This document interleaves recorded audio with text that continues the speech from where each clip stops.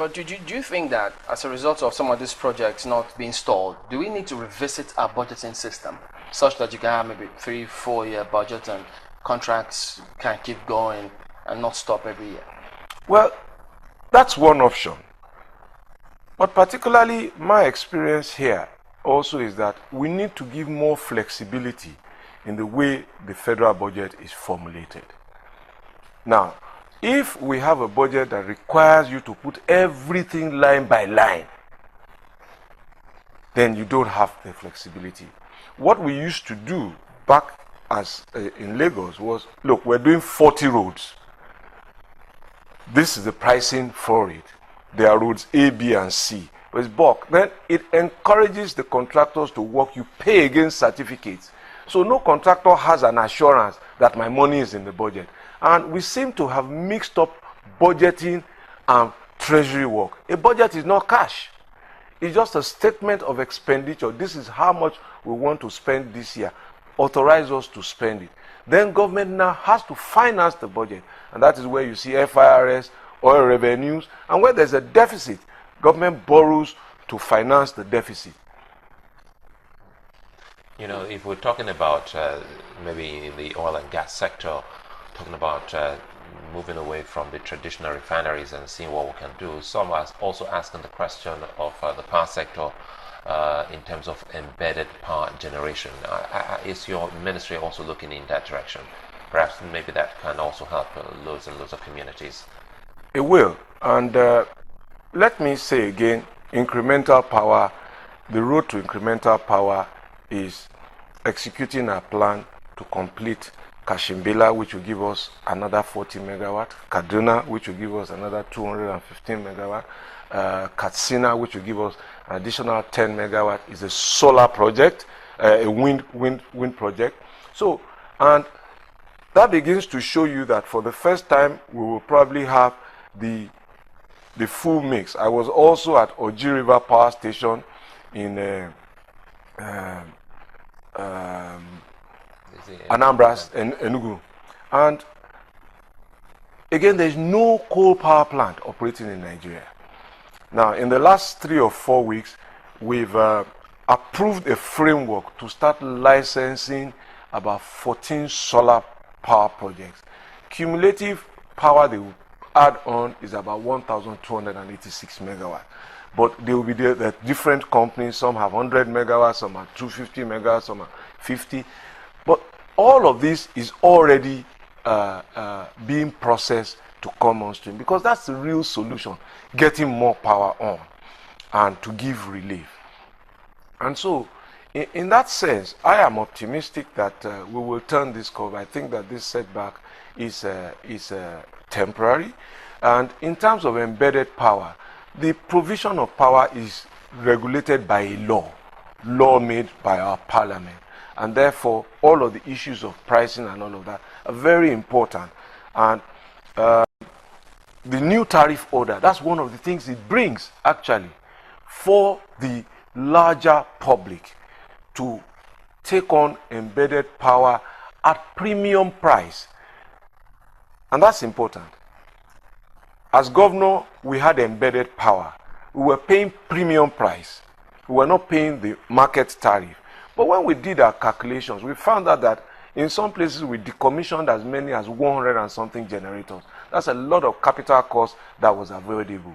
So we got rid of diesel power and diesel cost. We asked PHCN then, take us off your grid now, we generate our own power. Monitoring the performance, we were saving 40% of what we were spending on power, and we're getting much more reliable energy, 99.9% reliable energy, as against 50-something% when we were paying PHCN bills and we were paying diesel costs. Now, the road to that is a regulatory tariff that allows you to now say, look, Ikeja GRA is an example. They have a letter with us saying that, look, the Lagos IPP that we did, can they hook onto it? They want to pay premium power. So we're talking to Ikeja Disco now and say, look, let them use your facilities, because that facility has been concession. You can't just put power inside somebody's business and say he can't speak. So we have to create an arrangement. They will take the power at premium because it's there. They need just about 2 megawatts, and the plant was about 8 megawatts. So it's idling away. But they can't distribute because of the rules. So we're trying to see if we can make that marriage work. That's one of the things the tariff order brings. That's why I was talking about willing buyer, willing seller. There are initiatives like that also on the island, and we're trying to bring people to take on this power. What that we do is that those who want to pay premium power, who have done their economics and their numbers, and they see that it's cheaper than inverter, it's cheaper than diesel, it's cheaper than generator, move on to it. But it's higher than the public tariff. But that means that what they are consuming on the grid is more available to the general public who need the protection of paying grid power. And this is another way of incremental power. So those are the things that were in that new tariff order to free up the system and let everybody play. Do you have conversations with states in terms of what they can provide that doesn't necessarily have to be on the grid? Well, I don't think that states would. Let me answer that first question. I'm encouraging all states in my letters to them. The areas of cooperation were limited to the responsibilities for my ministry. Housing, we need land because land belongs to the state. So we need that partnership. Give us the land, acquire the land for us, hand us the title document, and then we can lay out and build. Roads, federal roads, passing through states. We wanted deeper collaboration between the state governments and the controllers in the states. As governor, I used to meet with my state controller, and it didn't matter for me what party lines were. It was important that let's work together to deliver service. I'm encouraging that some states have started doing that. Those who were doing it before are on familiar territory. As far as power is concerned, I'm not aware that all states have set up energy ministries or energy departments. In that letter again, I advised them to set up that department if they haven't, or to nominate an energy expert in their government that we could be liaising with so that we can solve the issues. And I think that when people call from as far as Calabar, Warri, Ibadan to Abuja, that they're having problems in their discos, those problems can be better solved by the operating heads of the discos, who can either tell them that, look, the reason we can't give you power is because we are not getting enough, or the reason we can't give you power is because there's this problem.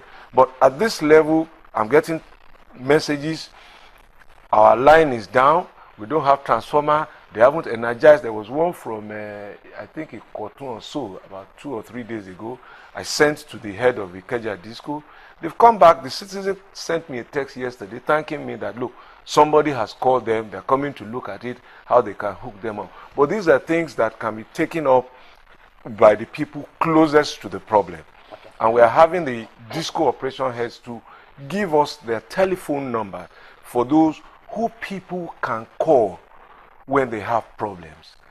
And this is important because it is when we really implement the private service. If you have a telephone now and your telephone is down, you know which helpline to go or who to call in your brand that you use out of all the service providers. So people must switch away. There is no NEPA again. There is no PHCN again. There are now service providers in form of discos, and we must own that very quickly.